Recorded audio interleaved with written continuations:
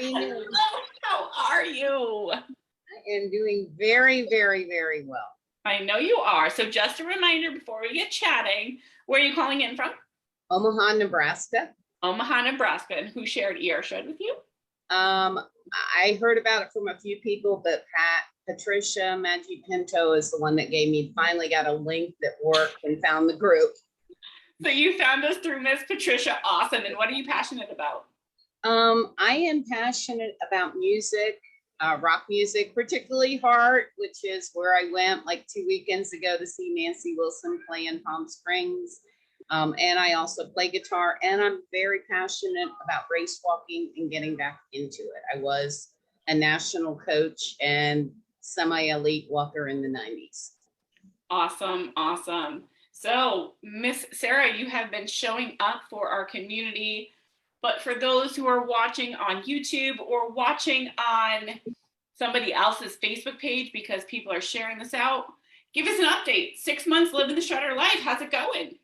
So I mean, I came into the shred a hot mess. I had gained 85 of the 100 pounds I had lost on the 30-day plan. And because of COVID, mostly long haul COVID, I had barely moved for a year and a half. So that was my first challenge. Was you were inspiring me. I kept seeing your post about got to move 10 minutes a day.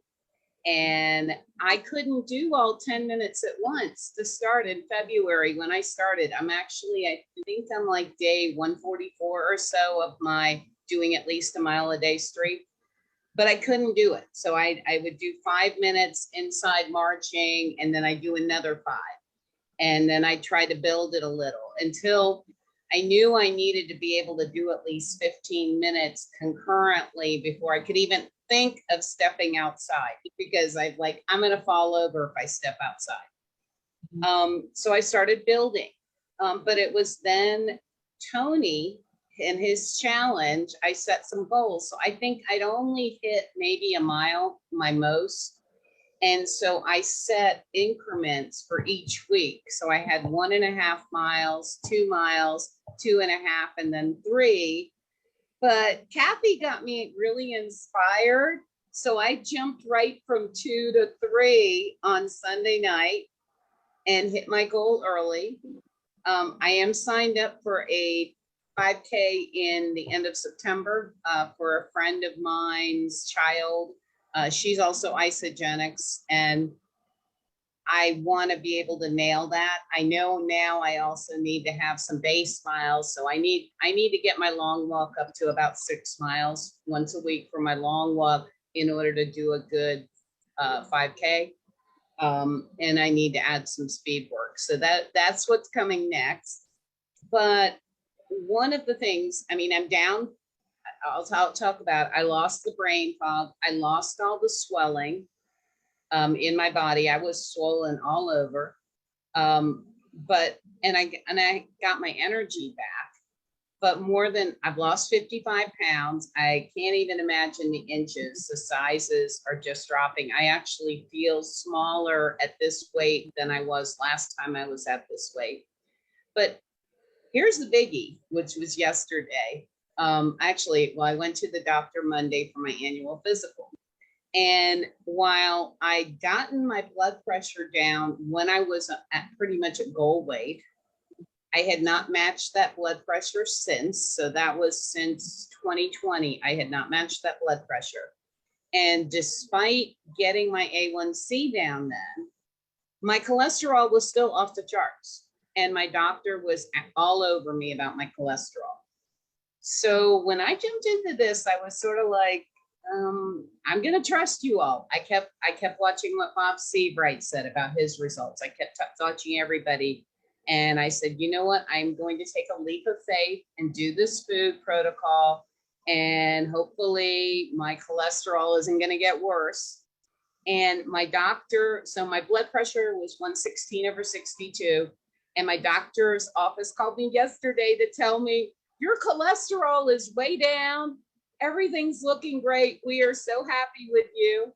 I mean, I haven't seen any of the particular numbers. I'm still waiting for them to post it online, but I am just so psyched about, my dad had congestive heart failure and diabetes, and all of that's hereditary. So this is huge in my family, but not having, this is the first time he isn't trying to push a statin on me.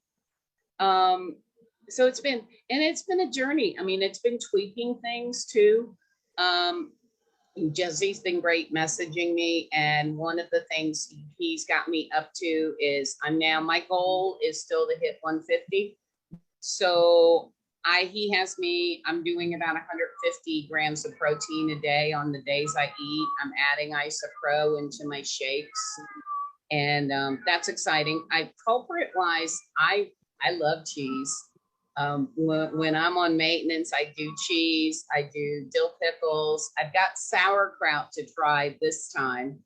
And one of the things I do, I love liver, which I know I should eat more of, but I won't eat it without onions. So Friday night, I've already got my liver ready, and I'll be slicing up some Vidalia onions, putting that all, you cook the onions in the pan with some butter, lay the liver out on top. And then once it gets a little firm, flip it, and it makes its own gravy, just the butter, onions, and liver. And it is the best thing in the world.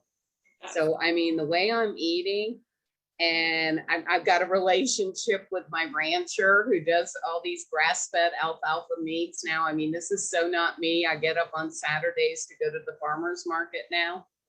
I'm just like, but the walking thing has been huge. I also shared another little thing, just pro tip.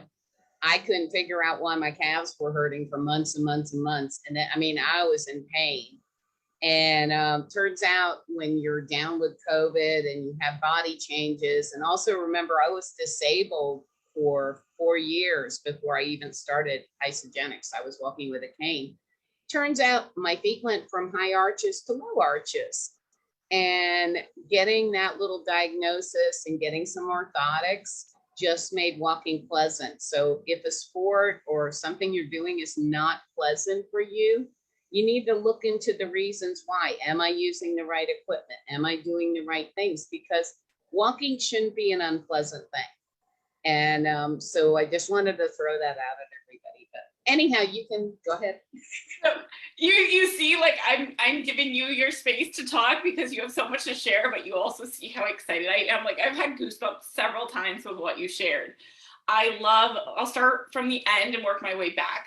I love that you shared your awareness that something was off with your body and it needed you to look deeper into it, and you found out it was your orthotics and that you needed to change that. Like, who would have thought that awareness would have been there a little while ago? You know, our bodies are constantly shifting, and as we lift different, as we move different, we need to be aware. And the empowerment that we have to listen to our bodies, which Vera was just sharing that she heard, it's telling us messages for a reason. And I find that, like, I love that you are empowered and in tune to hear that. I want to jump back to the beginning of your journey where you were committed, right? You're like, it's 11 days and I'm committed. And we do say move 10 to 20 minutes a day. And you couldn't do that, but you found a way. It wasn't necessarily the 10 minutes at a time, but you found your way. And now you're out there hitting 3 miles ahead of your goal. Congratulations. That is like you and Kathy Bowes, with everything you've been sharing during this 25-day challenge of coming live and telling us your stories. Like, I might not comment every time because life is life, but I do watch and listen, and I might be listening in the car, and I just like get goosebumps with how much you have gained life back. It's huge for me. Walking was such a joy, and having it, I mean, first having it taken away from me in 2015. I still have nerve damage in my right leg. So, but through strength training, it doesn't buckle anymore. But I mean, literally, my doctor told me when I had this surgery, he goes, well, you know, without the surgery, you would have been in a wheelchair with a catheter for life, because the spinal damage caused bladder damage. And I was determined then.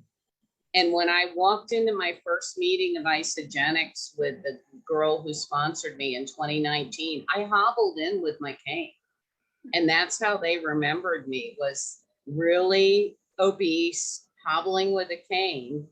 And it took me, I started doing water aerobics, and then it had meaning. This weekend I went back to the gym where it all started, and that was a gym where I did one lap at a time, and I trusted the gym because if I started to fall, I could grab onto the rails. They have an indoor track with rails. So that was the one. While it was 100 degrees out, I decided, no, Sarah's just going to go round and round on the indoor track. But I determined, I mean, it took me about 2 months, and then using the treadmill, I would do the treadmill and I'd hold on to the sides of the treadmill to be able to walk until I could get my legs strong enough to walk. So losing that again, because I was feeling the buckling in January. I had no stamina. Losing it again for a second time, just when I was doing so well, coming back. I mean, I had my heart set on some races, was huge, and the shred gave me that back.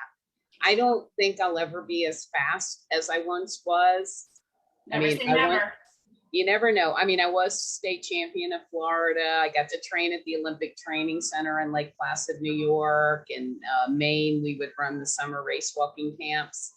But, just coming back, and there's a lot of seniors that do, and I'm getting in that senior age, a lot of seniors that do race walking and people that are still out there in state games. So I'm competitive. I want to go back out and compete. And the fact that my cholesterol's down, my blood pressure's down, my heart rate is doing great on my walks. I got my polar monitor here. I can't wait to see the possibilities. I can't wait to see what's going to happen by my 1-year anniversary. And I think that's the thing. Kathy's got me inspired. 10K is a fine difference. And by the way, Kathy, my best, I think 5K, 10K, I used to be able to do 54 minutes. And then my best half marathon was 2 hours, 10 minutes walking. You got that. But I don't think I'm going to be that fast. As I said, I used to do 5Ks at about an 8-minute mile clip. So, and yeah. You said you can't wait to see the possibilities. Yeah, I'm older now, so I'm not going to be that as fast, but who knows what I can do at my age. But that's the thing, and your possibilities are endless, and I am so honored and excited to be on this journey with you. And I want to thank you for how you show up for our community. You are one of our warriors, 6 months in, living the shredder life, and we completely appreciate you and all that you have been doing and how you show up for us. Is there anything else on your heart you want to share? Just anybody who's holding back and thinking about it or listening on this call, give it a shot. Don't prejudge it. I mean, like me with the cholesterol, and that's the one thing I hear. I know I work with Isabel a lot, and I know she hears it. And honestly, that leap of faith and that happening to me, it's like you can just point to me and say, take the leap of faith, get some blood results after. You're going to be amazed at what happens within your body. Right. We don't treat, cure, prevent anything. And Nope. We always say work with your MDs when you have these concerns. But results are results. But food is, as Sean said, food is nutrition, and that steak and that butter and those eggs and oh my God, that bacon is nutrition, and it is helping heal my body. There you go, my friend. You are a shred warrior. We appreciate you for coming on. So happy I got to talk to you tonight. Thank you, Miss Sara OBannon. All right.